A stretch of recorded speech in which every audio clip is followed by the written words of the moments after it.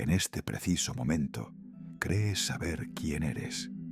Confías en el ancla de tu memoria, en la historia que te cuentas a ti mismo sobre tu vida. Crees que el niño que fuiste, el adolescente que sufrió y el adulto que ahora escucha estas palabras son la misma persona, un hilo ininterrumpido de conciencia que se extiende a través del tiempo. Crees que tus recuerdos son un archivo seguro, una bóveda de hechos grabados en la piedra de tu mente que definen tu identidad. Pero estás equivocado. Esa sensación de continuidad, esa fe ciega en tu propio pasado, es una alucinación. Es la mentira más elegante y necesaria que tu cerebro ha construido jamás. Un truco de magia diseñado para protegerte del vértigo de una verdad insoportable. Porque si pudieras ver tu mente como realmente es, si pudieras abrir el capó de tu conciencia y observar la maquinaria en bruto que la impulsa, no verías un historiador meticuloso. Verías a un novelista compulsivo, un falsificador maestro que reescribe el pasado cada vez que lo recuerdas. No estás accediendo a un archivo. Estás soñando un recuerdo nuevo cada vez. Tu identidad no es una estatua de mármol. Es un fantasma hecho de humo y susurros. Un fantasma que cambia de forma con cada nuevo amanecer. La ciencia, durante el último siglo, no ha estado construyendo un mapa del mundo. Ha estado demoliendo silenciosamente el mapa del yo. Los neurocientíficos han encontrado grietas en el fundamento mismo de la memoria, fisuras tan profundas que sugieren que el pasado no es un lugar que visitamos, sino un lugar que creamos en el presente. Imagina si descubrieras que cada fotografía de tu infancia podría ser una falsificación generada por tu propia mente esta mañana. Imagina si te dijeran que las decisiones más importantes de tu vida se basaron en eventos que nunca ocurrieron. Imagina si dos personas pudieran recordar el mismo evento de formas completamente contradictorias y que ambas tuvieran neurológicamente toda la razón. Esto no es un guión de ciencia ficción. Esto es neurociencia y sugiere que la persona que crees ser podría ser el personaje más ficticio que conoces. Solemos pensar en la ciencia como un faro que ilumina la oscuridad, pero en el mundo de la conciencia, el faro no solo se vuelve borroso, sino que parece iluminar nuestra propia inexistencia. Los experimentos que hemos diseñado no solo miden la mente, parecen romperla. Nos muestran cerebros que inventan causas para efectos que no entienden, mentes divididas en dos que creen ser una sola, y memorias tan vívidas como el día de hoy que se refieren a un ayer que nunca fue. Y lo más aterrador de todo, apuntan a una posibilidad que la física y la neurociencia han evitado durante décadas, que el tú que escucha estas palabras podría no ser el autor de tus propios pensamientos. Así que respira hondo, piensa en tu primer recuerdo, en el rostro de tu primer amor. ¿Se siente real? ¿Se siente permanente? Aférrate a ese sentimiento, porque durante las próximas horas vamos a tomar ese sentimiento, lo vamos a desarmar pieza por pieza y te vamos a mostrar exactamente por qué los científicos guardan un profundo y aterrador silencio sobre la verdadera naturaleza de quién o qué eres realmente. Bienvenido a la disolución. Podrías estar pensando, bueno, ¿pero esto realmente importa? Es fácil descartar la maleabilidad de la memoria como un truco de salón para psicólogos. Lees un titular sobre falsos recuerdos y te encoges de hombros. Te dices a ti mismo que es solo un fallo del sistema, una peculiaridad de la mente. O tal vez solo ocurre en teoría, como un acertijo que no tiene una respuesta real. Te dices a ti mismo que el mundo real, el mundo de las hipotecas, los atascos y los partidos de béisbol, se rige por reglas serias y sólidas.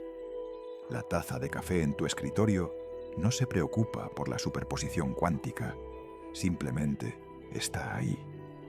Pero aquí está la fría y dura verdad. La maleabilidad no es solo teoría, es un plano. Y cada vez que comprobamos el plano contra el edificio gana. Ya no estamos hablando de ecuaciones en una pizarra. Estamos hablando de hardware, de escáneres de resonancia magnética funcional, de electrodos implantados en cerebros vivos. Durante las últimas décadas, los neurocientíficos han construido máquinas diseñadas para atrapar a la realidad en una mentira. Y cada vez la realidad confiesa. Estos experimentos se han repetido en laboratorios desde el MIT hasta Viena. Han sido verificados, revisados por pares y puestos a prueba. Y los resultados son tan consistentemente imposibles que rompieron el espíritu de algunas de las mentes más grandes de la historia. Descartes no odiaba la duda porque no la entendiera. La odiaba porque la entendía demasiado bien. Vio que si nuestros sentidos podían ser engañados, entonces el universo no era el lugar ordenado y lógico en el que creía. Era algo más desordenado, algo que permitía conexiones fantasmales y cambios retroactivos. Pasó los últimos años de su vida tratando de encontrar un error en la lógica, tratando de demostrar que Dios no juega a los dados. Pero los experimentos han hablado. Los dados están rodando y están cayendo en números que no deberían existir. Hemos superado con creces el punto de preguntar si esto está sucediendo. Ahora tenemos que lidiar con lo que significa. Y lo que significa es que el mundo sólido en el que vives es solo una fina capa de pintura sobre un océano caótico e imposible. Entonces, ¿qué acecha exactamente ahí abajo en la oscuridad? Para comprender la magnitud del problema, tenemos que desglosarlo. Vamos a analizar 3 paradojas específicas. Piensa en ellas como 3 demoliciones controladas de tu sentido común. No vamos a ahogarte en jerga. Vamos a ver las configuraciones, los detonadores y las explosiones. Primero, vamos a por el tiempo. Todos asumimos que el pasado está muerto y enterrado. Lo hecho está, ¿verdad? Pero el experimento del borrador cuántico de elección retardada sugiere lo contrario. Nos obliga a hacer una pregunta que ni siquiera debería tener sentido. ¿Puede una elección que haces ahora mismo reescribir la historia de una partícula que vivió y murió antes de que siquiera tomaras la decisión? Suena a viaje en el tiempo, pero es peor. Es una violación completa de la causa y el efecto. En segundo lugar, vamos a desmantelar el espacio. Vamos a ver la pseudotelepatía cuántica. Sabes que si quieres decirle algo a tu amigo, tienes que enviar un mensaje de texto, decir una palabra o hacer un gesto. La información tiene que viajar. Tarda tiempo en ir del punto A al punto B. Incluso la luz tiene un límite de velocidad. Pero la mecánica cuántica permite una conexión tan fuerte que elude el espacio por completo. Sugiere que 2 objetos separados por galaxias pueden actuar como una sola unidad, coordinando instantáneamente sus movimientos sin intercambiar nunca una señal. Hace que el propio concepto de distancia parezca una broma. Y finalmente, si todavía estás en pie, nos enfrentaremos al jefe final. La paradoja que amenaza el concepto de verdad en sí misma, el amigo de Wigner. Toma el famoso escenario del gato de Schrödinger y lo arrastra al mundo humano.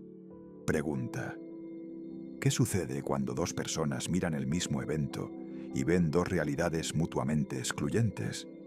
¿Y qué pasa si las matemáticas dicen que ambas tienen razón? Este es el que más aterroriza a los científicos, porque si los hechos objetivos no existen, entonces, ¿qué estamos estudiando exactamente? Para cuando terminemos, no solo estarás cuestionando la física, estarás cuestionando el suelo que pisas. Manos a la obra. Comencemos con el cimiento que mantiene tu vida unida, la memoria. No necesitas un doctorado para saber cómo funciona la memoria. Lo sientes en tus huesos. Es una grabación del pasado. Fuiste joven, ahora eres mayor. Tocaste una cerilla, se quemó, se convirtió en cenizas y se enfrió. Nunca ves las cenizas volver a convertirse en madera y la llama saltar de nuevo al palo. Esta calle de un solo sentido es lo que llamamos la flecha del tiempo. Es la diferencia entre un video de un edificio derrumbándose y un video de un edificio ensamblándose a sí mismo a partir de los escombros. Uno parece real, el otro parece un efecto especial. Este flujo está tan arraigado en nuestra psicología que tratamos el pasado y el futuro como dos especies completamente diferentes. El pasado está fijo, son datos duros, es un recibo en tu billetera. No puedes cambiar lo que compraste ayer.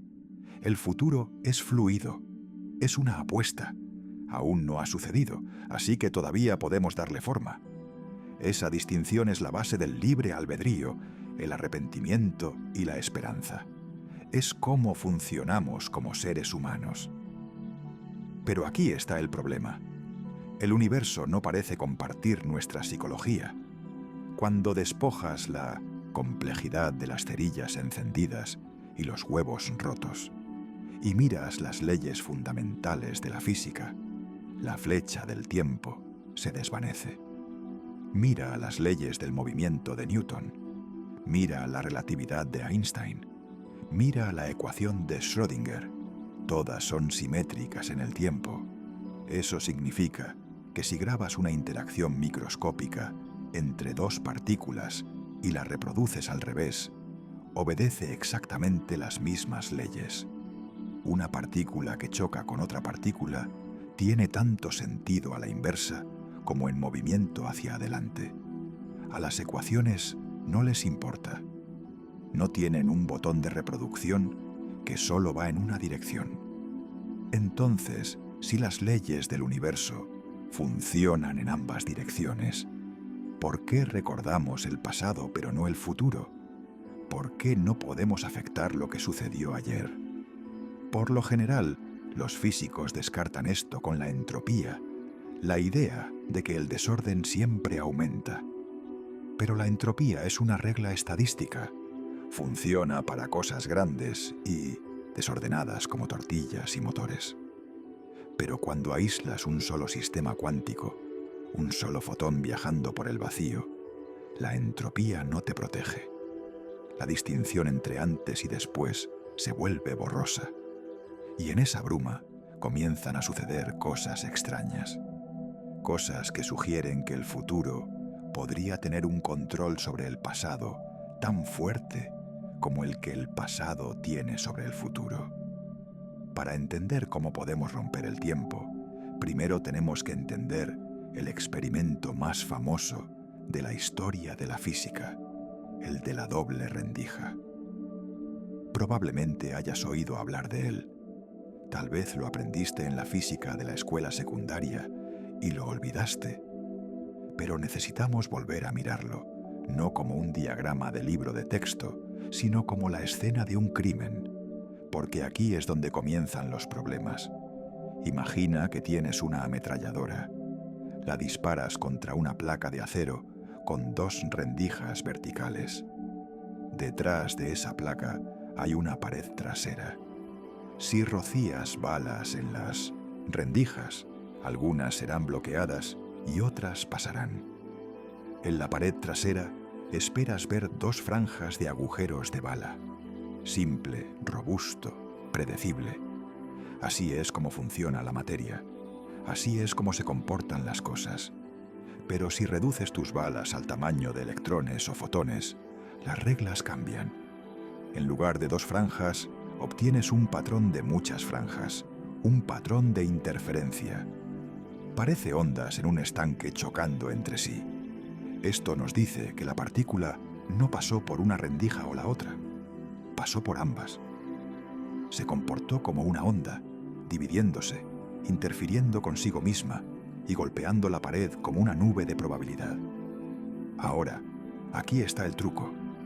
Si pones un detector, un sensor, una cámara, un ojo vigilante junto a las rendijas para ver por cuál pasó realmente la partícula, el comportamiento de la onda se detiene instantáneamente. La partícula vuelve a ser una bala sólida. Pasa por una sola rendija. El patrón de interferencia en la pared trasera desaparece, reemplazado por esas dos aburridas franjas. Piensa en lo que eso implica. Significa que la partícula sabe que la estás observando. Cuando no miras, es un fantasma que explora todos los caminos posibles a la vez. Cuando miras, se congela en una única realidad. El acto de medirla la obliga a decidir qué hizo. Esto ya es bastante extraño. Sugiere que la historia, el camino que tomó la partícula, no está fijado hasta que haces la pregunta. Pero los físicos, siendo las personas obstinadas que son, hicieron una pregunta de seguimiento. Una pregunta que abrió la puerta al viaje en el tiempo. ¿Qué pasa si esperamos? En 1978, un físico llamado John Archibald Wheeler, una leyenda que trabajó con Einstein y Bohr, ideó una forma de llevar esta locura al límite. Lo llamó el experimento de elección retardada. Su lógica era simple, pero devastadora. En la doble rendija estándar, decidimos si mirar la partícula antes de que pase por las rendijas. Instalamos el detector, luego disparamos el arma. La partícula ve el detector y se comporta como una bala. Si quitamos el detector, se comporta como una onda. Pero Wheeler preguntó, ¿y si engañamos a la partícula? ¿Y si la dejamos pasar primero por las rendijas? Imagina que la partícula vuela a través de la barrera. En este momento, ya ha decidido si ser una onda que pasa por ambas rendijas o una partícula que pasa por una. Está en el aire, viajando hacia la pared trasera. Entonces, y solo entonces, decidimos si encender o apagar los detectores. Tomamos la decisión en el presente sobre un evento que sucedió en el pasado. Si el universo respeta el flujo del tiempo, esto no debería importar. Si la partícula pasó por ambas rendijas como una onda, encender un detector después no debería cambiar ese hecho. Es demasiado tarde. El crimen ha sido cometido. La huella ya está hecha. Pero Wheeler predijo algo imposible. Predijo que si eliges medir el camino después de que la partícula haya pasado las rendijas, la partícula de alguna manera retrocederá en el tiempo y cambiará su comportamiento para que coincida con tu elección. Decidirá retroactivamente haber sido una sola partícula todo el tiempo. Wheeler ilustró esto a escala cósmica. Imagina un fotón que viene de un cuásar distante a 1.000 millones de años luz de distancia. Tiene que pasar alrededor de una galaxia masiva para llegar a la Tierra. La gravedad curva su camino, dándole dos rutas, izquierda o derecha. Viaja durante 1.000 millones de años. Entra en nuestro telescopio hoy. Ahora mismo decidimos si verificar de qué lado de la galaxia vino. Wheeler argumentó que nuestra elección de hoy determina si ese fotón viajó como una partícula enfocada o una onda extendida durante los últimos 1.000 millones de años. Piensa en el peso de eso. Implica que la historia del universo no es una grabación terminada que se reproduce.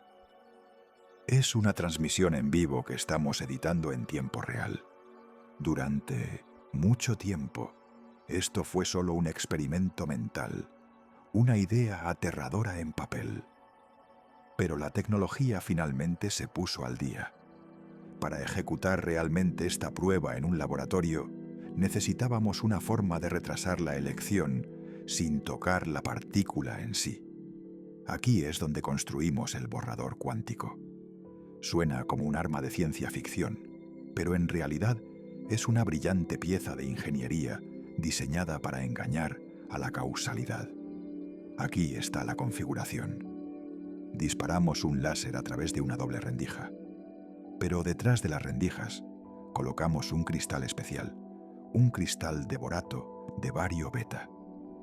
Este cristal hace algo mágico.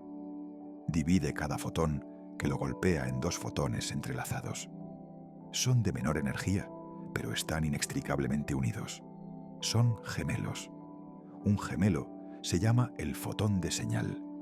El otro se llama el fotón ocioso. Esta es la clave.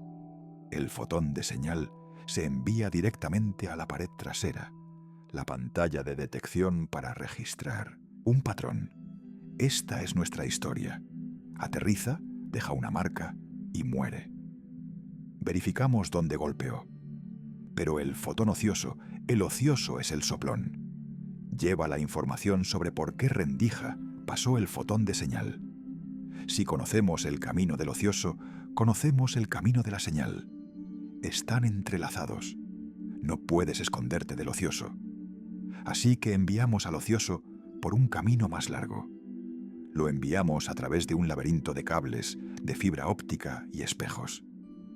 Esto nos da tiempo. Crea un espacio. El fotón de señal golpea la pared primero. El evento se registra. El fotón ocioso todavía está volando a través de los cables. Aún no ha llegado a sus detectores. Y aquí es donde jugamos a ser Dios. Mientras el ocioso está en vuelo, después de que la señal ya ha golpeado la pared, tomamos una decisión. Podemos dirigir al ocioso a un detector que revela el camino, conservando la información, o podemos enviarlo a un codificador que destruye la información del camino, borrándola. Congelamos el tiempo por un segundo y miremos el estado del universo en este preciso momento. El fotón de señal ha aterrizado. Ha golpeado la pantalla del detector. Digamos que aterrizó en la coordenada X. Eso es un hecho. Sucedió hace 8 nanosegundos. En términos humanos eso no es nada. En términos cuánticos es una eternidad. Esa mancha en la pantalla es tinta sobre papel. No puede moverse, no puede cambiar. El pasado está cerrado. Mientras tanto, el fotón ocioso sigue viajando a través de la fibra óptica. Está efectivamente en el futuro en relación con su gemelo. Aún no ha llegado a la estación de conmutación. No se ha tomado ninguna decisión. El universo contiene la respiración. Según la lógica clásica, lo que le suceda al ocioso ahora no debería importarle a la señal. La señal está muerta. Se ha ido. Ya sea que atrapemos al ocioso, destruyamos al ocioso, o dejemos que el ocioso vuele por la ventana, la mancha en la pared ya está allí. No sé, puede cambiar una huella después de que se ha levantado la bota. El patrón de interferencia, la onda o el patrón de cúmulo, la partícula, ya debería estar determinado. Pero aquí es donde entra en juego el borrador. El experimento está diseñado para responder una pregunta específica. ¿Sabe el fotón de señal lo que le vamos a hacer a su gemelo en el futuro? ¿Depende la mancha en la pared de una decisión que aún no ha sucedido? Si la respuesta es sí, entonces todo lo que sabemos sobre causa y efecto está mal. Si la respuesta es sí, entonces el futuro está extendiendo sus dedos invisibles y remodelando el pasado. Los científicos se sientan en los controles.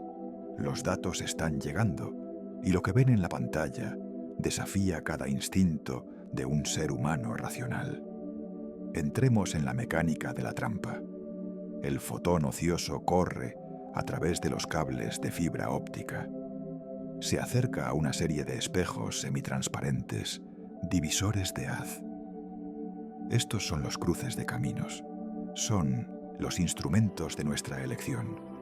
Así es como funciona la elección. Si el fotón golpea un cierto conjunto de detectores, llamémoslos D3 y D4, significa que la información del camino se conserva. Sabemos exactamente de qué rendija provino el fotón. El universo ha visto el camino. La etiqueta de «qué camino» está pegada a la partícula. En este escenario, esperamos que el fotón de señal en la pantalla principal se comporte como una bala. Sin interferencia, solo un cúmulo. Pero hay otra opción. Los divisores de haz se pueden organizar para codificar el camino. Pueden tomar la luz que viene de la rendija izquierda y la luz que viene de la rendija derecha y mezclarlas tan a fondo que es físicamente imposible saber de dónde vino el fotón. Entra en un detector, llamémoslo D1 o D2, completamente anónimo. La información de qué camino ha sido borrada, triturada, desaparecida para siempre. Crucialmente, este borrado ocurre al azar. No lo forzamos. Dejamos que los divisores de haz decidan, o en versiones más avanzadas, usamos un generador de números aleatorios para cambiar los espejos en el último nanosegundo. El punto es que la decisión de conservar o borrar la información ocurre estrictamente después de que el fotón de señal ya ha terminado su viaje y ha muerto en la pared. El fotón de señal es historia. El fotón ocioso está decidiendo actualmente su destino. Es como esperar hasta que un corredor haya cruzado la línea de meta y se haya ido a casa antes de decidir si disparar la pistola de salida. La lógica dice que la carrera ha terminado. El resultado es fijo, pero el borrador cuántico dice: sujétame la cerveza. El experimento se ejecuta, los datos fluyen. Miles de fotones golpean la pantalla. A primera vista, al mirar la pantalla de la señal, solo se ve una gran mancha de luz desordenada. Parece ruido, no hay un patrón claro. Parece que el experimento falló. Pero luego los científicos hacen algo inteligente. Toman esa gran cantidad de datos y la clasifican. Miran la marca de tiempo de cada fotón de señal y la comparan con su fotón ocioso gemelo. Separan las señales en dos montones. Montón A, las señales cuyo gemelo ocioso conservó su información de camino. Montón B, las señales cuyo gemelo ocioso tuvo su información de camino borrada.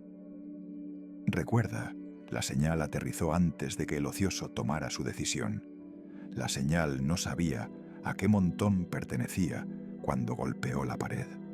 Pero cuando miras el montón A, información conservada, ves un cúmulo sin interferencia, comportamiento de partícula. Y cuando miras el montón B, información borrada, emerge un patrón de interferencia. Aparece el comportamiento de onda. Mira eso por un segundo. Los fotones de señal que sabían que a sus gemelos finalmente se les borraría la identidad en el futuro, decidieron actuar como ondas en el pasado. Los fotones de señal que sabían que sus gemelos serían atrapados se comportaron como partículas. Es como si el fotón de señal se parara en la pared, mirara su reloj, esperara a que sucediera el futuro, recibiera un memorando de mañana y luego decidiera dónde aterrizar. Los datos son innegables. El gráfico del grupo borrado muestra las ondas características de la interferencia. El gráfico del grupo conservado muestra el impacto sólido de las partículas. La elección futura dictó la realidad pasada. Este resultado es ofensivo. Ofende tu lógica, ofende tu intuición y definitivamente ofende las leyes de la física clásica. En el mundo que entendemos, la flecha de la causalidad vuela en una dirección. Empujas un dominó, cae. La caída es el efecto. El empujón es la causa. La causa siempre debe ocurrir cronológicamente antes del efecto. Esa es la definición del tiempo, pero el borrador cuántico escupe en la cara de esa regla. Aquí, el efecto, el patrón en la pared, ocurre físicamente antes de la causa, el borrado de la información. Es como escribirte una carta a ti mismo ayer y que llegue. Sugiere que la línea de tiempo no es una secuencia de eventos que caen como fichas de dominó, sino una red tensada donde tirar de una cuerda al final hace vibrar el comienzo. ¿Cómo puede un fotón ser tan inteligente? ¿Tiene una radio? ¿Tiene un vínculo psíquico? No, es una partícula subatómica. No tiene cerebro, ni plan, ni agencia. Y sin embargo, la correlación es perfecta. Cada vez que se borra la información del camino, incluso si ese borrado ocurre un año después o a 1.000.000 de años luz de distancia, el fotón compañero se comporta como si hubiera viajado como una onda. Cada vez que se conserva la información, se comporta como si hubiera viajado como una partícula. El universo parece estar protegiendo una consistencia secreta. Se niega a permitirte ver una onda si tienes el poder de averiguar qué camino tomó. No importa cuándo lo averigües, solo importa que puedas. Mientras la información exista en cualquier lugar del espacio-tiempo, pasado, presente o futuro, la probabilidad colapsa. Ahora, antes de que salgas a intentar construir una máquina del tiempo para matar a Hitler o comprar billetes de lotería ganadores, debemos frenar. Hay un truco, siempre hay un truco. Cuando miras los datos brutos en la pantalla de la señal, antes de compararlos con los datos del ocioso, solo parece una mancha gris. No puedes ver el patrón de interferencia a simple vista.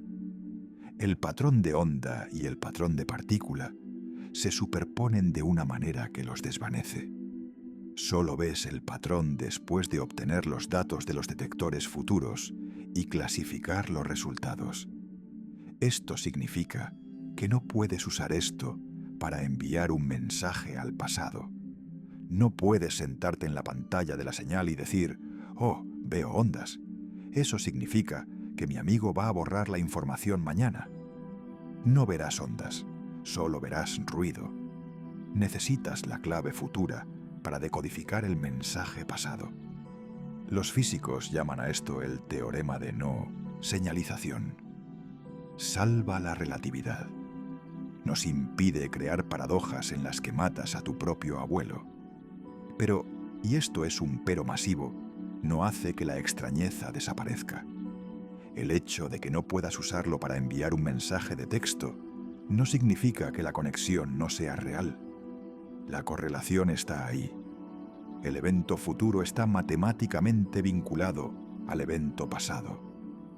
El universo sigue conspirando para hacer coincidir los dos extremos de la línea de tiempo.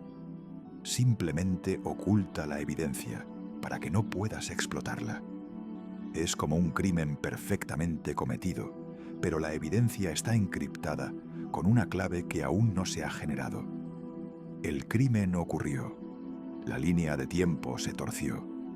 Simplemente no puedes probarlo hasta que llegue el futuro. Entonces, ¿qué significa esto realmente para la historia de tu vida? Estamos acostumbrados a pensar en el pasado como una pintura terminada. La pintura está seca. Los colores están fijados. No puedes mover los árboles ni cambiar la forma de las nubes una vez que el artista ha dejado el pincel. Creemos que la historia es simplemente un registro de cosas que definitivamente sucedieron, pero el borrador cuántico sugiere algo completamente diferente.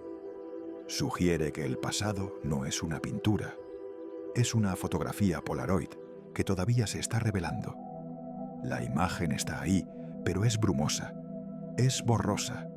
Aún no ha decidido qué quiere ser. Y permanece en ese estado borroso hasta que algo en el futuro interactúa con ella. Piensa en las implicaciones de eso.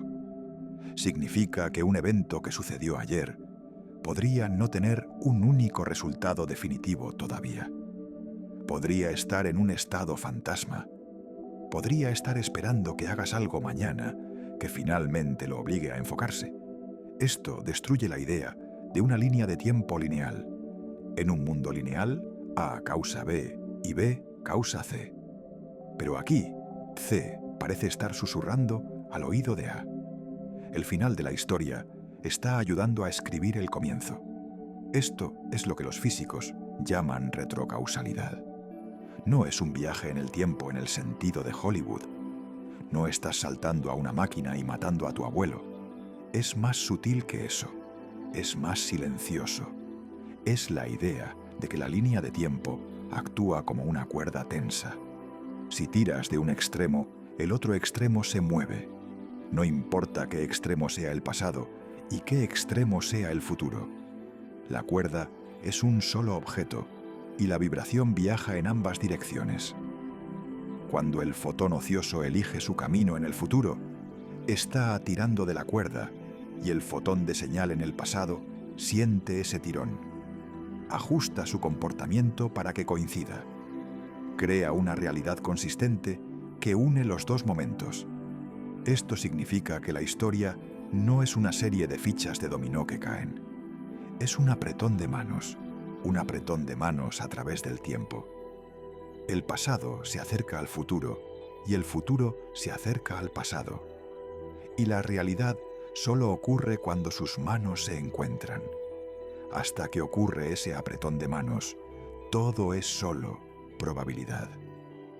Todo es solo humo. Podrías pensar que tu pasado está escrito en piedra, pero la física dice que podría estar esperando a que termines la historia. Podrías estar esperando que esto sea solo una idea marginal. Podrías estar esperando que la mayoría de los físicos descarten esto como una tontería. Pero científicos serios han estado construyendo modelos matemáticos para explicar exactamente esto durante décadas. Uno de los más famosos se llama el formalismo del vector de dos estados. Fue desarrollado por Yakir Aharonov. Es un gigante en el campo de los fundamentos cuánticos. Su teoría es elegante y es inquietante. En la física estándar, describimos un sistema usando un vector de estado. Comienza en el pasado y avanza hacia el futuro. Es como una flecha que vuela desde un arco. Usamos el pasado para predecir el presente. Si sabemos dónde estaba la flecha hace unos segundos y qué tan rápido iba, podemos decirte dónde está ahora. Así es como enviamos cohetes a la Luna. Así es como conducimos automóviles. Miramos el pasado para encontrar el futuro. Pero Aharonov dijo que esta imagen es incompleta. Argumentó que un sistema cuántico no se describe con una sola flecha. Se describe con dos. La primera flecha se mueve como esperas. Viene del pasado y empuja hacia adelante. Pero hay una segunda flecha, un segundo vector de estado. Y este viene del futuro y se mueve hacia atrás en el pasado. Imagina eso por un segundo. Ahora mismo, en esta habitación, estás siendo definido por dos cosas. Estás siendo definido por todo lo que te ha sucedido desde que naciste, pero también estás siendo definido por todo lo que te sucederá hasta que mueras. El momento presente es simplemente el punto de colisión. Es el lugar del accidente donde el pasado y el futuro chocan entre sí. Esta teoría resuelve perfectamente la paradoja del borrador cuántico. ¿Por qué el fotón de señal sabe lo que hará el fotón ocioso? Porque la información viene hacia atrás desde el evento futuro. La elección hecha en los detectores envía una onda que se propaga hacia atrás en el tiempo. Esa onda golpea el fotón de señal y le dice cómo comportarse. Desde este punto de vista, no hay magia, no hay acción espeluznante, solo hay un universo simétrico donde el tiempo fluye en ambas direcciones, como el tráfico en una calle de doble sentido. Simplemente estamos ciegos al tráfico que viene en la otra dirección. Solo vemos los autos que se mueven hacia adelante, porque nuestros cerebros están programados para leer el libro de la página 1 a la 500. Pero el universo lee todo el libro a la vez.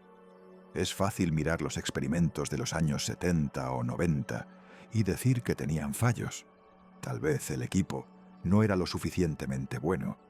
Tal vez los láseres estaban desalineados. El escepticismo es bueno. El escepticismo es cómo sobrevive la ciencia. Pero en este caso, el escepticismo ha chocado contra un muro de ladrillos. El experimento de elección retardada no solo ha sobrevivido al escrutinio, sino que se ha fortalecido. En el año 2007, un equipo dirigido por Vincent Jacques realizó una versión de este experimento que fue lo suficientemente rigurosa como para silenciar a los críticos. No solo usaron cables de fibra óptica en un sótano, verificaron la naturaleza de fotón único de la fuente con extrema precisión. Cerraron las lagunas y el resultado fue exactamente el mismo. La elección futura dictó el comportamiento pasado. Luego, en el año 2013, un grupo dirigido por Xiaosong Ma lo llevó aún más lejos.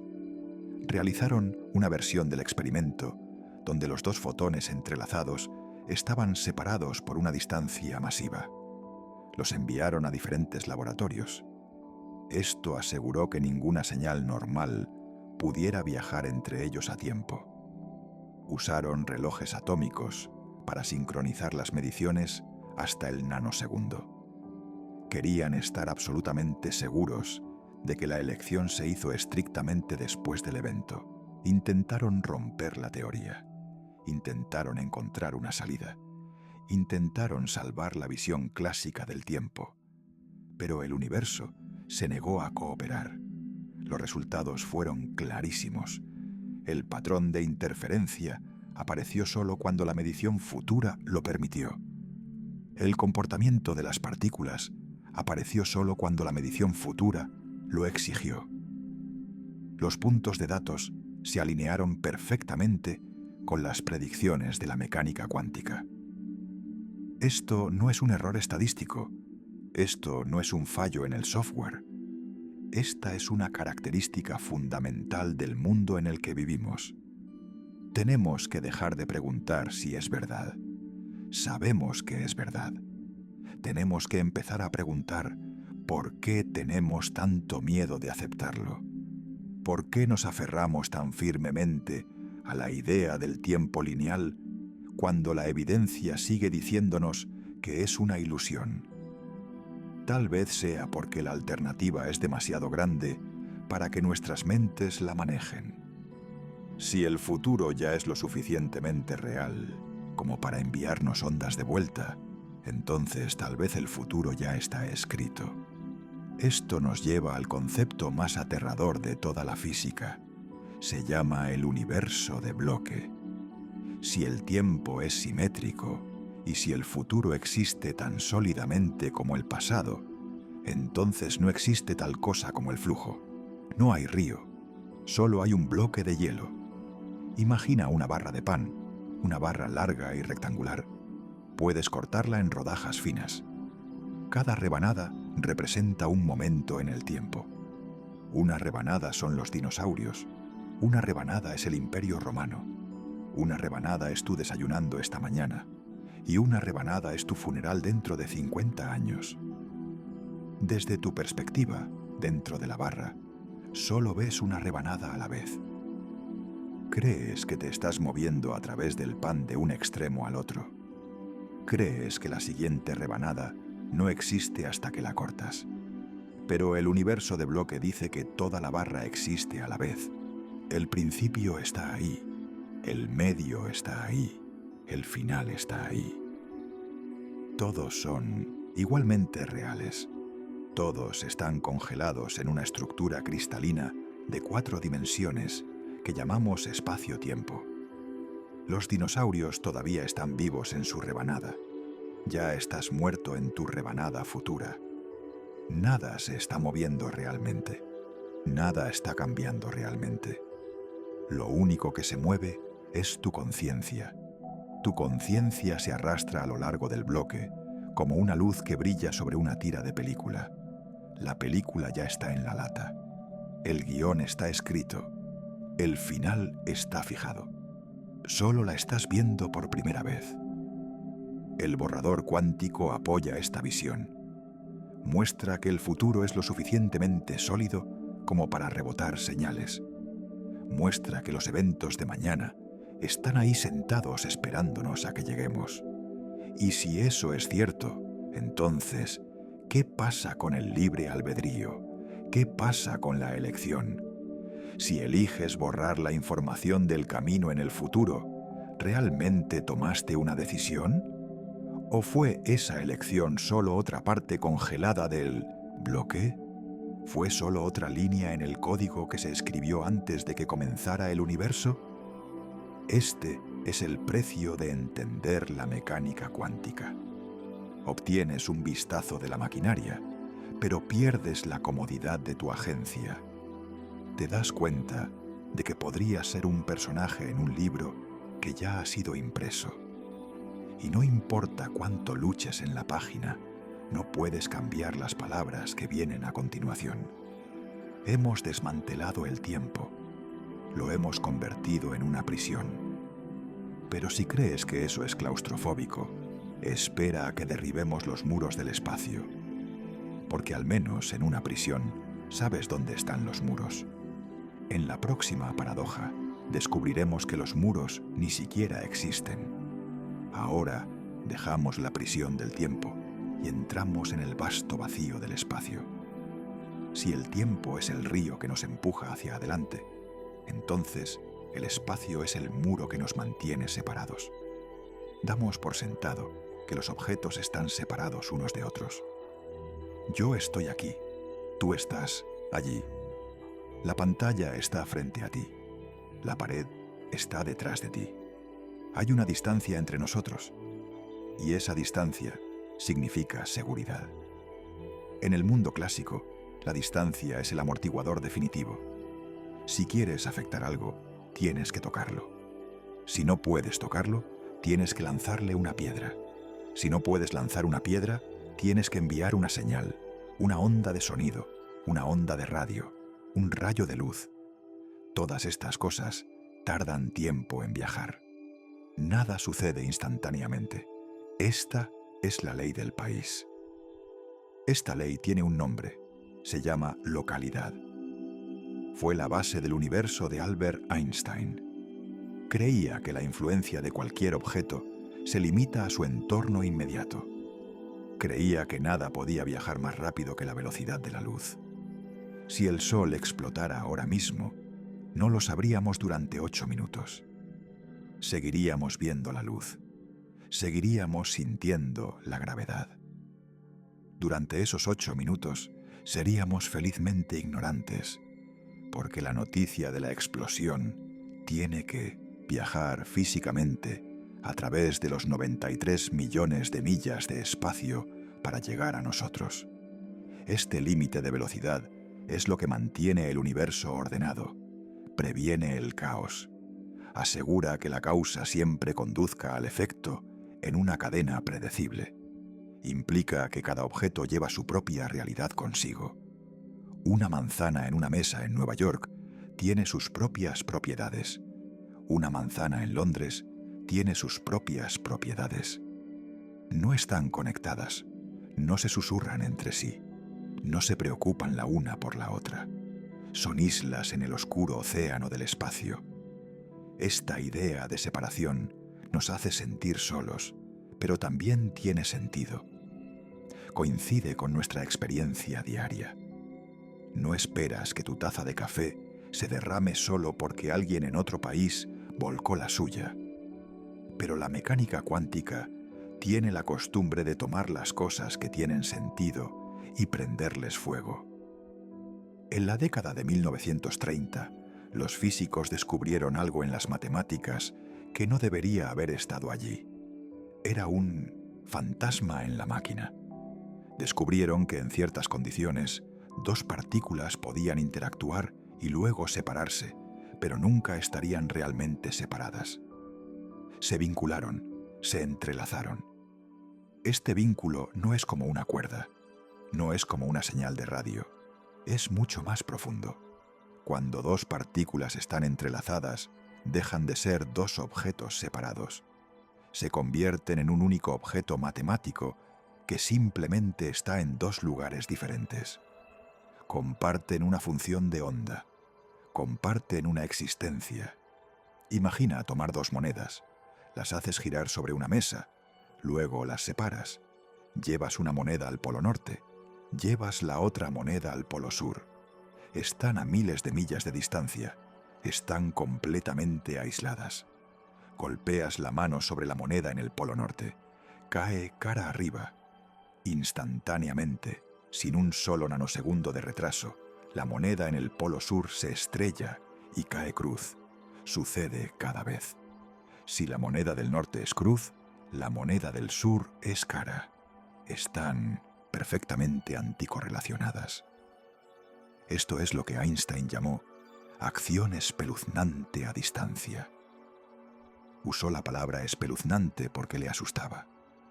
Desafiaba el límite de velocidad del universo. ¿Cómo supo la moneda en el polo sur lo que sucedió en el polo norte? ¿Cómo supo que debía caer cruz en el momento exacto en que su compañera cayó cara? No hubo tiempo para que una señal viajara entre ellas. Ningún rayo de luz, ninguna onda de radio, nada podría cruzar la Tierra tan rápido. Parecía magia, parecía telepatía.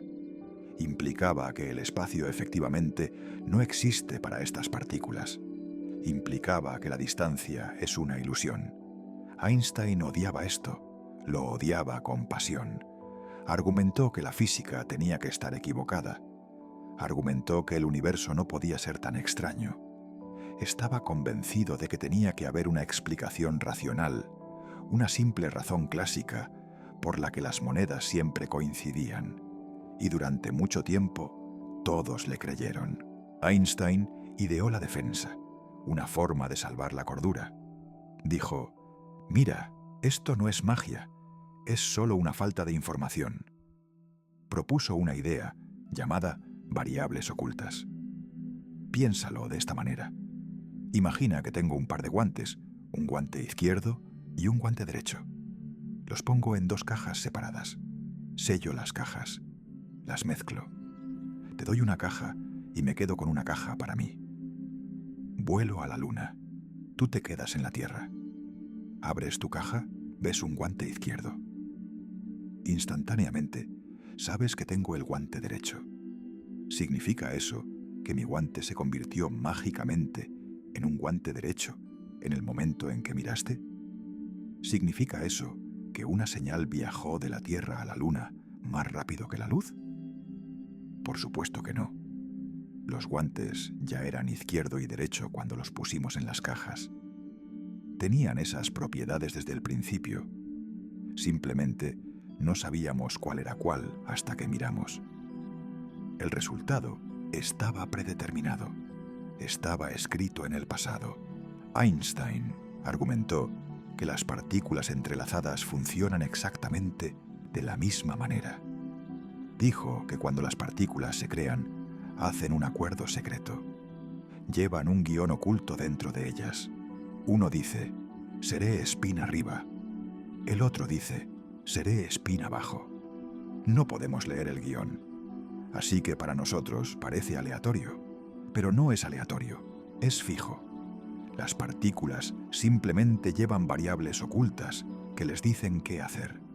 Si Einstein tenía razón, entonces el universo está a salvo. La localidad se salva. No hay acción espeluznante. No hay conexión instantánea. Solo hay ignorancia. Solo necesitamos encontrar las variables ocultas. Esta explicación era perfecta. Era lógica. Era reconfortante. Se mantuvo como la teoría dominante durante 30 años. Todos asumieron que Einstein había ganado el debate. ¿Por qué la naturaleza usaría la magia cuando podría usar la lógica simple? Pero luego, en la década de 1960, un físico irlandés llamado John Stuart Bell decidió comprobar las matemáticas y encontró una manera de demostrar que Einstein estaba equivocado. John Bell hizo una pregunta peligrosa. Preguntó: ¿hay alguna diferencia entre el escenario del guante y el escenario cuántico? ¿Hay algún experimento que podamos realizar que muestre un resultado diferente para las variables ocultas frente al verdadero entrelazamiento? Resulta que sí la hay. Y la mejor manera de entenderlo no es con ecuaciones, sino con un juego. Un juego que es imposible de ganar en un universo clásico, pero fácil de ganar en uno cuántico. Esto se conoce como el juego del cuadrado mágico. Suena como un rompecabezas que encontrarías en un periódico dominical, pero en realidad es una prueba de la estructura fundamental de la realidad. Aquí están las reglas. Tenemos 2 jugadores, llamémoslos Alice y Bob. Son compañeros de equipo. Ganan juntos o pierden juntos. Pero durante el juego están separados. Se les pone en habitaciones diferentes. No pueden hablar.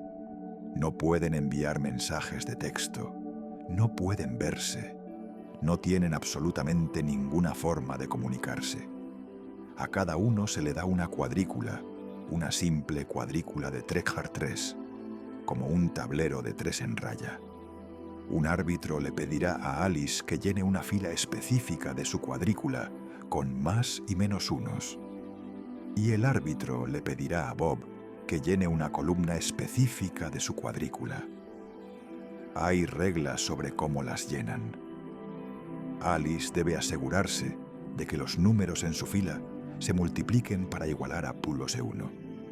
Bob debe asegurarse de que los números en su columna se multipliquen para igualar a 1. Y aquí está el truco.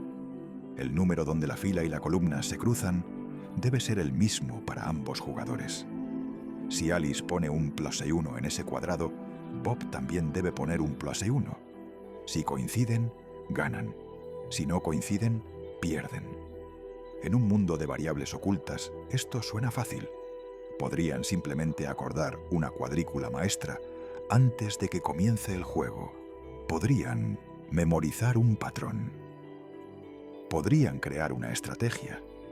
Pero si haces los cálculos, te das cuenta de algo impactante. Es lógicamente imposible crear una cuadrícula maestra que satisfaga todas las reglas a la vez. No hay ninguna combinación de números que funcione para cada posible fila y columna. Si usan una estrategia clásica, lo mejor que pueden hacer es ganar aproximadamente el 89% de las veces. Siempre fallarán eventualmente. Las matemáticas prohíben la perfección. Pero si le das a Alice y Bob un par de partículas entrelazadas, sucede algo imposible. Dejan de perder. Veamos por qué este juego es imposible para la gente normal. Tienes una cuadrícula de 9 cuadrados. Necesitas poner un +1 o un 1 en cada casilla. Las reglas dicen que cada fila debe multiplicarse para dar +1. Las reglas dicen que cada columna debe multiplicarse para dar 1. Adelante, intenta llenarlo. Coge un trozo de papel, dibuja la cuadrícula, empieza a escribir números. Encontrarás algo molesto. Puedes hacer que la primera fila funcione. Puedes hacer que la segunda fila funcione. Puedes hacer que todas las columnas funcionen. Pero cuando llegas al último cuadrado, en la parte inferior derecha, te topas con una pared. Para satisfacer la regla de la fila, necesitas poner un +1.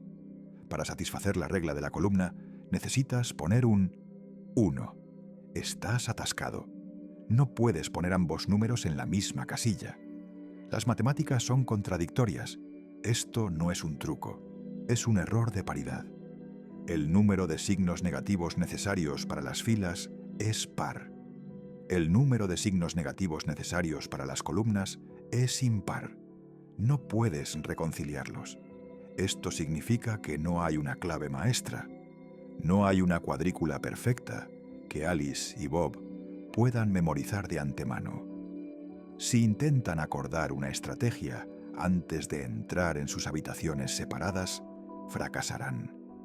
Inevitablemente, llegarán a una ronda en la que sus números preacordados no coincidan con la solicitud del árbitro. En un universo clásico, la tasa máxima de victorias es del 89%. Ese es el techo. Ese es el límite absoluto de lo que es posible con variables ocultas. Si Einstein tenía razón y las partículas son como guantes en cajas, entonces Alice y Bob deberían perder 1 de cada 9 juegos. No hay forma de evitarlo. La lógica dicta que deben fallar. Pero a la mecánica cuántica no le importa tu lógica. Ahora, démosle a Alice y Bob una ventaja cuántica. En lugar de memorizar una cuadrícula, comparten un par de partículas entrelazadas. 2 pares en realidad. Llevan estas partículas a sus habitaciones separadas. No tienen un plan, no tienen un guión, no tienen idea de qué números van a escribir. Sus mentes están en blanco.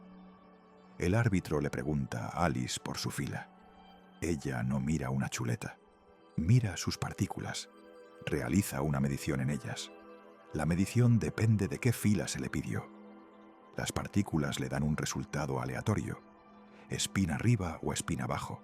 Ella lo traduce a +1 o 1. Lo escribe. En el mismo momento, Bob está en su habitación. El árbitro le pregunta por su columna. Bob mide sus partículas. También obtiene un resultado aleatorio. Pero aquí está la magia. Como las partículas están entrelazadas, sus resultados no son independientes. Están vinculados. Cuando Alice mide su parte del sistema, instantáneamente fuerza la parte del sistema de Bob a un estado compatible. No importa que estén separados por paredes u océanos. No importa que no puedan hablar. Las partículas están hablando por ellos. Las matemáticas muestran que si siguen esta estrategia cuántica, sus respuestas siempre obedecerán las reglas. La fila se multiplicará para dar +1. La columna se multiplicará para dar 1. Y, crucialmente, el cuadrado de la intersección coincidirá perfectamente cada vez. Ganan el 100% de los juegos, rompen el límite clásico, hacen algo que debería ser imposible. Para un observador externo que mira en un monitor, parece que están haciendo trampa. Parece que tienen un cable enterrado bajo el suelo, pero no hay cable. Solo está la conexión espeluznante de la mecánica cuántica. Los físicos tienen un nombre para este fenómeno. Lo llaman pseudotelepatía cuántica. El nombre es perfecto. Captura exactamente lo que está sucediendo. No es telepatía real porque Alice y Bob no pueden enviarse mensajes. Alice no puede usar su partícula para decirle a Bob qué comió. No puede enviar un consejo sobre acciones. No puede enviar una advertencia. La aleatoriedad de la medición lo impide. No puede controlar el resultado. Así que no puede codificar un mensaje. Pero es pseudotelepatía porque actúan como si compartieran una sola mente. Están coordinando su comportamiento de una manera que requiere que se comparta información. Si vieras a 2 personas en habitaciones separadas respondiendo preguntas en perfecta sincronía, asumirías que están hablando. Asumirías que una señal pasa entre ellas. Pero en el mundo cuántico no hay señal. La información no viaja de Alice a Bob. No tiene que viajar porque Alice y Bob no sostienen 2 partes separadas del universo. Sostienen 2 extremos del mismo hilo. El entrelazamiento esencialmente borra el espacio entre ellos. A efectos del juego, la distancia es 0. Esto destruye la idea de localidad. La localidad dice que las cosas solo afectan a sus vecinos inmediatos. Pero la pseudotelepatía demuestra que el universo es no local. Significa que lo que sucede aquí tiene una consecuencia inmediata allá. No importa cuán lejos esté allá. Implica que a un nivel fundamental, el universo no está hecho de piezas separadas.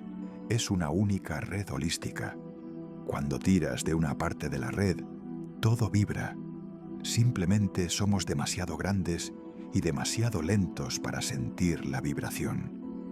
Pero las partículas la sienten y la usan para ganar el juego. Podrías pensar que esto es solo un juego, que se juega en un laboratorio con equipos sensibles.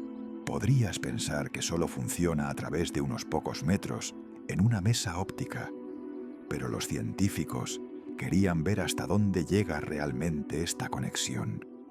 Querían ver si el universo tiene un límite de alcance. En el año 2017, un equipo de científicos chinos lanzó un satélite llamado Micius. Fue diseñado para enviar fotones entrelazados a la Tierra. Una estación estaba en el Himalaya, la otra estaba a más de 1000 kilómetros de distancia. Realizaron la prueba de Bell, jugaron el juego. Las partículas estaban separadas por el vacío del espacio y la atmósfera de la Tierra, y sin embargo, la conexión se mantuvo. Las partículas permanecieron entrelazadas. Coordinaron sus estados instantáneamente a través de un continente. Luego, los científicos se volvieron aún más ambiciosos. Les preocupaba que tal vez las partículas estuvieran haciendo trampa de alguna manera al conocer la configuración de los detectores de antemano. Así que decidieron usar el propio universo como un generador de números aleatorios. Apuntaron sus telescopios a cuásares distantes, galaxias antiguas a miles de millones de años luz de distancia. Usaron el color de la luz que llegaba de esos cuásares para determinar cómo medir las partículas en la Tierra. Esto se llama la prueba cósmica de Bell. Aseguró que la decisión de cómo medir las partículas se tomó hace miles de millones de años por una estrella al otro lado del cosmos. Si hubo una conspiración para falsificar el entrelazamiento, tendría que haber comenzado antes de que la Tierra siquiera naciera. ¿Y adivina qué? El entrelazamiento aún se mantuvo. La pseudotelepatía funcionó. Incluso cuando las instrucciones vinieron del borde del universo visible, las partículas en la Tierra actuaron como una unidad. Esto demuestra que la no localidad no es un fallo, no es un error de laboratorio, es una característica del cosmos. Se extiende a través de las galaxias. Ignora el tiempo, ignora la distancia. Une el universo de una manera que Einstein nunca quiso aceptar. El espacio es vasto para nosotros, pero para una partícula cuántica, el espacio no es nada. Podrías estar haciéndote una pregunta muy lógica. Si estas partículas pueden comunicarse instantáneamente a través de la galaxia, ¿por qué no podemos usarlas para enviar mensajes? ¿Por qué no podemos construir un teléfono cuántico? ¿Por qué no podemos comunicarnos más rápido que la velocidad de la luz? Si pudiéramos hacer eso, romperíamos la ley fundamental de Einstein, violaríamos la causalidad. Podríamos enviar información al pasado. Convertiría el universo en una paradoja. Esto nos lleva a uno de los actos de equilibrio más delicados y frustrantes de toda la física. Se llama la coexistencia pacífica. Es una tregua entre dos teorías que se odian. Por un lado, tienes la mecánica cuántica. Dice que las conexiones son instantáneas. Dice que el espacio no importa. Dice que lo que sucede aquí cambia lo que sucede allá inmediatamente. Por otro lado, tienes la relatividad especial. Dice que nada puede viajar más rápido que la luz. Dice que el espacio es una barrera rígida. Dice que la causa debe preceder al efecto. Estas dos teorías deberían estar en guerra, pero lograron sobrevivir juntas gracias a una laguna específica. Esa laguna es la aleatoriedad. Piensa en Alice y Bob en sus habitaciones separadas. Alice mide su partícula, obtiene un resultado. Tal vez sea spin arriba. Instantáneamente, la partícula de Bob se convierte en spin abajo. El cambio ocurre más rápido que la luz. La conexión es real. El universo ha actualizado su estado en todas partes a la vez. Pero aquí está el truco. Alice no puede controlar su resultado. No puede forzar a su partícula a ser spin arriba. Es completamente aleatorio. Es como lanzar una moneda. Como no puede controlar el resultado, no puede codificar un mensaje. No puede decirle a la partícula, si quiero decir hola, te haré spin arriba. Tiene que aceptar lo que el universo le da. Y Bob está en el mismo barco. Mide su partícula y también obtiene un resultado aleatorio. Ve spin abajo, pero no sabe si ve spin abajo, porque Alice midió spin arriba, o si ve spin abajo, porque esa fue solo su suerte aleatoria. Mira sus datos y ve ruido, solo estática aleatoria. No puede ver el patrón hasta que se reúne con Alice más tarde y compara sus notas con las de ella. Esto significa que la información no ha viajado realmente más rápido que la luz. Solo la correlación se ha establecido más rápido que la luz. El universo permite que exista la conexión espeluznante, pero nos prohíbe usarla para enviar un telegrama. Protege el límite de la velocidad de la luz, ocultando el mecanismo detrás de un muro de aleatoriedad absoluta. Es como si el universo dijera, te dejaré estar conectado, pero no te dejaré hablar. Es una censura cósmica. Es una forma de evitar que las leyes de la física colapsen en una anarquía total. ¿Cómo le damos sentido a esto? ¿Cómo explicamos un universo donde las cosas están muy separadas y, sin embargo, actúan como si estuvieran una al lado de la otra? Uno de los físicos más brillantes y controvertidos del siglo XX, llamado David Bohm, tuvo una idea. Sugirió que nuestro problema no está en las partículas. Nuestro problema está en cómo vemos el universo mismo. Creemos que el espacio está vacío y que los objetos son cosas separadas que flotan en él. Pero Bohm dijo que esto es una ilusión. Dio una famosa analogía para explicarlo. Imagina un acuario, una pecera rectangular. Dentro del tanque hay un solo pez nadando. Ahora imagina que no puedes ver el tanque directamente. Solo puedes verlo a través de dos cámaras de video. Una cámara apunta al frente del tanque. La otra cámara apunta al costado del tanque.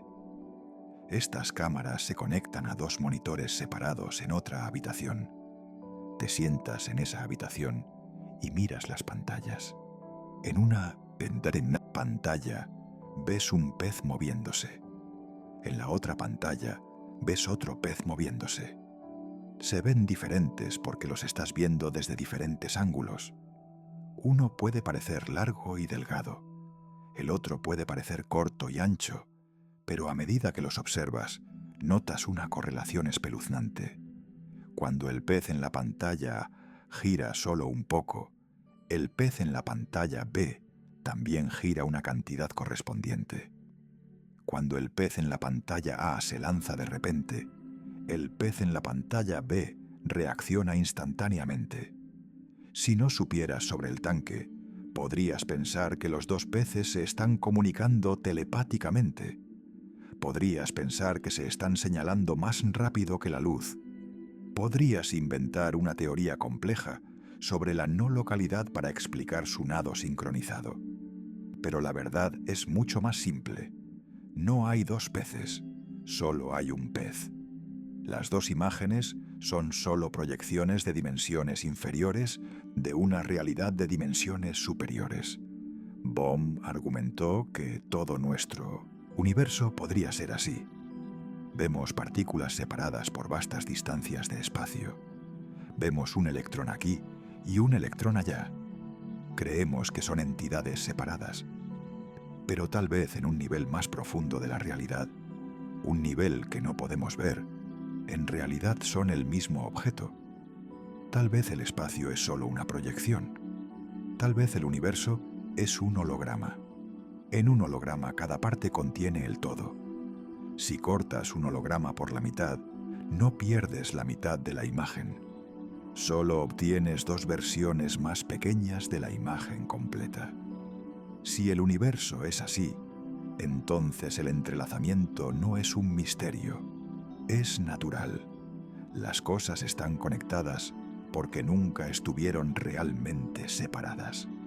La separación es solo un truco de la perspectiva. Es una limitación de nuestros ojos. Estamos mirando los monitores, no estamos mirando el tanque. Tomemos esta idea y apliquémosla a ti. No a las partículas en un laboratorio, sino a los átomos de tu cuerpo, a las neuronas de tu cerebro, al aire de tus pulmones. Sabemos que el entrelazamiento ocurre cuando las partículas interactúan. Cuando dos partículas chocan entre sí o se crean juntas, se vinculan. Forjan un vínculo que la distancia no puede romper. Ahora, piensa en la historia de nuestro universo. Retrocede en el tiempo. Retrocede más allá de los dinosaurios, más allá de la formación de la Tierra, más allá del nacimiento del Sol. Retrocede hasta el Big Bang, hace 14.000 millones de años. En ese momento singular, toda la materia y toda la energía del cosmos estaban aplastadas en un solo punto. Cada electrón, cada quark, cada fotón, todo lo que te compone a ti y todo lo que compone la estrella más lejana, se estaba tocando. Todo estaba interactuando. Todo era una sopa caliente unificada de existencia. Si el entrelazamiento es real y si persiste, entonces, estrictamente hablando, todo en el universo todavía está entrelazado con todo lo demás.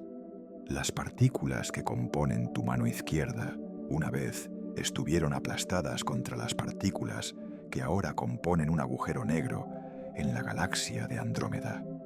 Los átomos de tus ojos una vez fueron íntimos con los átomos del corazón de una estrella moribunda a 1.000 millones de años luz de distancia. La red de conexión es infinita. Los físicos llaman a esto la función de onda universal. Es la idea de que no hay sistemas aislados. Solo hay un sistema, el universo mismo. No eres un observador que está afuera mirando hacia adentro. Eres parte de la onda. Eres una onda en el océano. Esto suena hermoso, pero también es aterrador. Significa que la privacidad es una ilusión. Significa que el aislamiento es una mentira. Significa que a nivel cuántico estás tocando constantemente los confines más lejanos del cosmos. Cada movimiento que haces, cada pensamiento que tienes, cada aliento que tomas, todo es parte de una única ecuación que lo describe todo a la vez. Nos gusta pensar que somos agentes independientes. Nos gusta pensar que somos individuos separados con nuestros propios límites. Pero la mecánica cuántica dice que esos límites son difusos. Dice que la línea entre tú y el resto del universo no es un muro sólido, es una línea de puntos. Y en las condiciones adecuadas, esa línea desaparece por completo. Hemos destruido el tiempo, hemos destruido el espacio, hemos despojado la seguridad de la distancia. Pero hay una última cosa a la que todavía nos aferramos, un último escudo que protege nuestra cordura. La idea de que hay una única verdad objetiva. Veamos el daño que hemos hecho hasta ahora. Es sustancial. Comenzamos este viaje con un mapa cómodo del mundo. Un mapa donde el tiempo fluye hacia adelante como un río. Un mapa donde los objetos permanecen donde los pones. Un mapa donde las cosas están separadas y son distintas. Ese mapa ahora está hecho jirones. Hemos visto que el futuro puede alcanzar y dar forma al pasado. Hemos visto que dos objetos pueden actuar como uno a lo largo del ancho del universo. Hemos aprendido que el suelo sólido bajo nuestros pies es en realidad una red cambiante de probabilidades y conexiones. Pero a través de todo esto, nos hemos aferrado a una creencia central, una esperanza desesperada. La creencia de que los hechos son hechos. Suponemos que incluso si la física es extraña, todavía hay una única realidad. Suponemos que si veo que algo sucede, tú verás que sucede lo mismo. Suponemos que la verdad es objetiva. Si una luz está encendida para todos. Si un gato está muerto para todos. Si se realiza una medición, el resultado está escrito en piedra para que todos los observadores estén de acuerdo. Este es el fundamento de la ciencia. Es el fundamento de la cordura. Sin hechos compartidos, solo vivimos en nuestros propios sueños privados. Solo somos alucinaciones hablando con alucinaciones. Pero, ¿y si te dijera que este último pilar está a punto de caer? ¿Y si te dijera que la mecánica cuántica tiene un arma final? Un arma diseñada para destruir el concepto mismo de objetividad. Estamos a punto de entrar en la paradoja final. Es sobre la que más discuten los físicos. Es la que hace que hombres adultos se griten en las conferencias. Se llama la paradoja del amigo de Wigner. Y no solo cuestiona las leyes de la física, cuestiona la existencia de un mundo compartido. Hace una pregunta simple. ¿Podemos tú y yo mirar lo mismo y ver dos realidades completamente diferentes? ¿Y podemos ambos tener razón? Si la respuesta es sí, entonces estamos verdaderamente solos. Estamos a punto de descubrir que el universo podría no ser un escenario público, podría ser una proyección privada. Y tú eres el único en la audiencia. Prepárate porque estamos a punto de sacar el último ladrillo del muro. Para entender el colapso final de la realidad, tenemos que volver al cliché más famoso de la física. Tenemos que hablar del gato. Ya sabes cuál. Erwin. Schrödinger puso un gato en una caja de acero. Añadió un vial de veneno. Añadió un átomo radiactivo. Cerró la tapa. Dijo que hasta que abras la caja, el átomo está descompuesto y no descompuesto. El veneno está liberado y contenido, y el gato está muerto y vivo. Es un estado zombie, una superposición de dos destinos mutuamente excluyentes. Solemos tratar esto como una broma, o lo tratamos como una metáfora de las partículas. Nos reímos de ello. Decimos, obviamente, un gato no puede estar muerto y vivo. Un gato es una máquina biológica. Es grande, es cálido, tiene sangre y pelaje. Colapsa su propia función de onda solo con respirar. El entorno dentro de la caja mide al gato mucho antes de que abramos la tapa. Las moléculas de aire que golpean al gato destruyen la superposición. Lo racionalizamos. Nos decimos a nosotros mismos que la mecánica cuántica se detiene en el nivel microscópico. Nos decimos a nosotros mismos que las cosas grandes como los gatos y las mesas y las personas obedecen las leyes de la cordura. Pero en 1961, un físico llamado Eugene Wigner decidió romper este mecanismo de seguridad. Wigner no era un excéntrico, era un premio Nobel. Fue uno de los padres de la era atómica. Y miró el experimento del gato y vio una laguna enorme y abierta de la que nadie quería hablar. El problema con el gato es que no puede hablar, no puede tomar notas, no puede testificar en un tribunal. Suponemos que el gato sabe si está vivo o muerto, pero no podemos preguntárselo. Así que Wigner reemplazó al gato. Sacó al animal de la caja y puso a una persona, un ser humano, un amigo. Llamémoslo el amigo.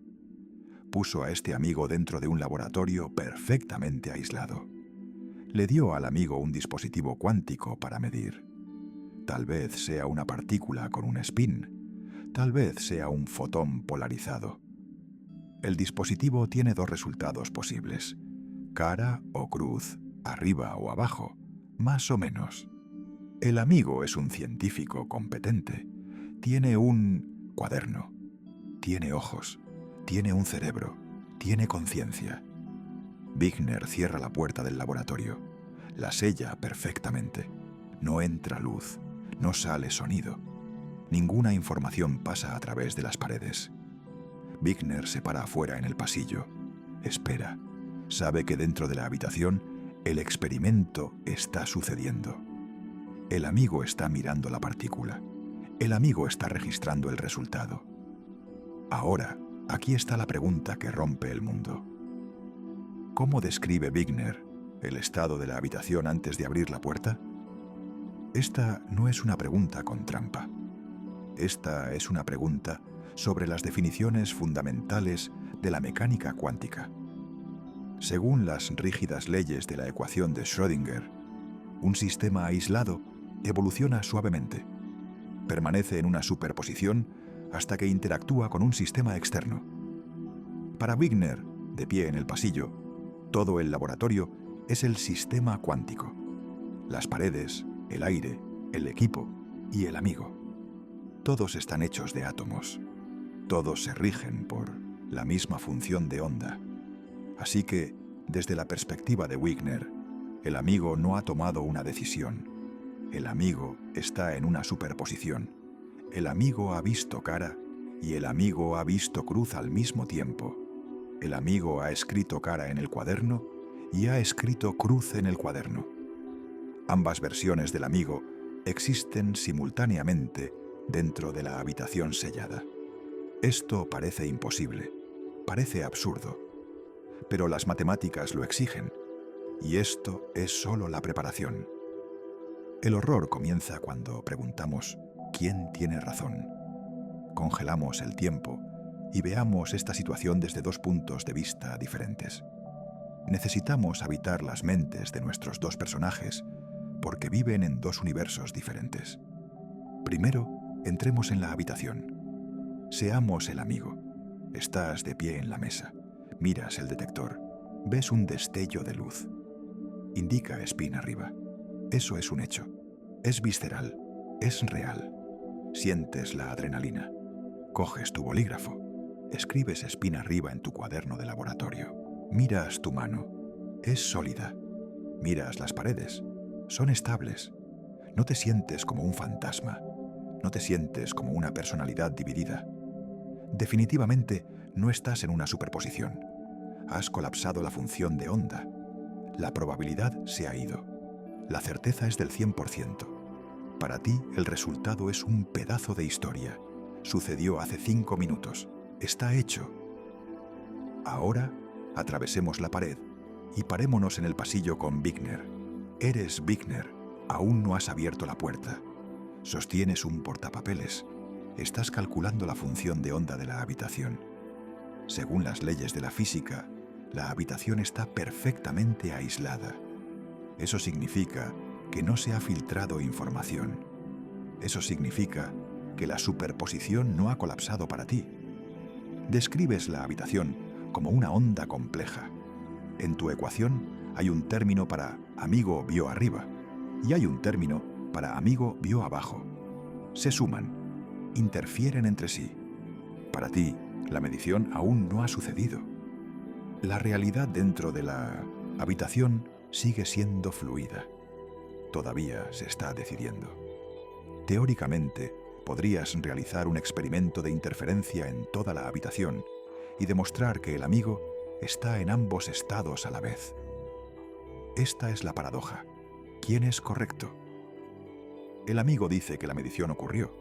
Wigner dice que la medición no ocurrió. El amigo dice que la realidad es spin arriba. Wigner dice que la realidad es spin arriba más spin abajo. En la física clásica, esto nunca sucede. En la física clásica, la realidad es objetiva. Si un árbol cae en el bosque y lo oyes, cayó. Si alguien más está a 5 millas de distancia, puede que no lo oiga, pero sabe que cayó. Hay una única línea de tiempo. Hay un único libro de hechos. Podemos tener diferentes conocimientos sobre el libro. Puede que yo haya leído la página 10 y tú aún no la hayas leído. Pero las palabras de la página 10 no cambian dependiendo de quién sostiene el libro. Pero aquí, las palabras sí cambian. El hecho en cuestión es diferente para el amigo y para Wigner. El amigo afirma que existe un estado definido. Wigner afirma que no existe un estado definido. Y lo aterrador es que la mecánica cuántica dice que ambos tienen razón. La teoría no tiene una regla que diga que la persona dentro de la caja gana. No tiene una regla que diga que la persona de afuera gana. Trata a todos los observadores por igual.